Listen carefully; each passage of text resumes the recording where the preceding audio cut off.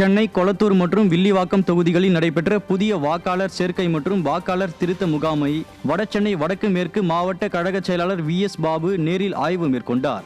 18 வயது பூர்த்தி அடைந்தவர்களுக்கு புதிய வாக்காளர் சேர்க்கை படிவமும் முகவரி மாற்றம், பெயர் மாற்றம் போன்றவற்றிற்கும் படிவம் வழங்கப்பட்டது.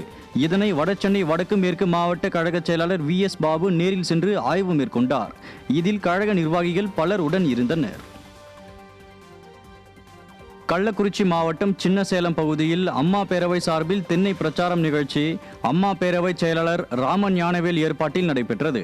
இதில் சிறப்பு அழைப்பாளராக கலந்து கொண்ட கள்ளக்குறிச்சி அதிமுக சட்டமன்ற உறுப்பினர் மா. செந்தில்குமார் புரட்சித் தலைவர் MGR சிலைக்கு மாலை அணிவித்து மரியாதை செலுத்தினார். இதையடுத்து அதிமுக சட்டமன்ற உறுப்பினர் மா. செந்தில்குமார் வீதி வீதியாக சென்று விடியாத திமுக அரசின் அவலங்கள் குறித்த விளக்க பிரசுரங்களை பொதுமக்கள் மற்றும் வியாபாரிகளிடம் வழங்கி தென்னை பிரச்சாரம் மேற்கொண்டார். இதில் கழக நிர்வாகிகள் பலர் கலந்து கொண்டனர்.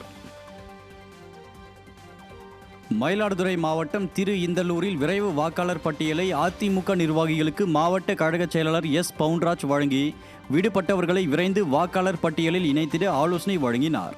கழக அலுவலகத்தில் நடைபெற்ற இந்நிகழ்ச்சியில் மயிலாடுதுறை, பூம்புகார், சீர்காழி ஆகிய 3 தொகுதிகளுக்கான வாக்காளர் பட்டியல் படிவங்களை ஆய்வு செய்யவும், இளம் வாக்காளர்களை இணைக்கவும் அந்தந்த தொகுதிகளுக்கு உட்பட்ட ஒன்றிய செயலாளர்களிடம் மாவட்ட செயலாளர் வழங்கினார்.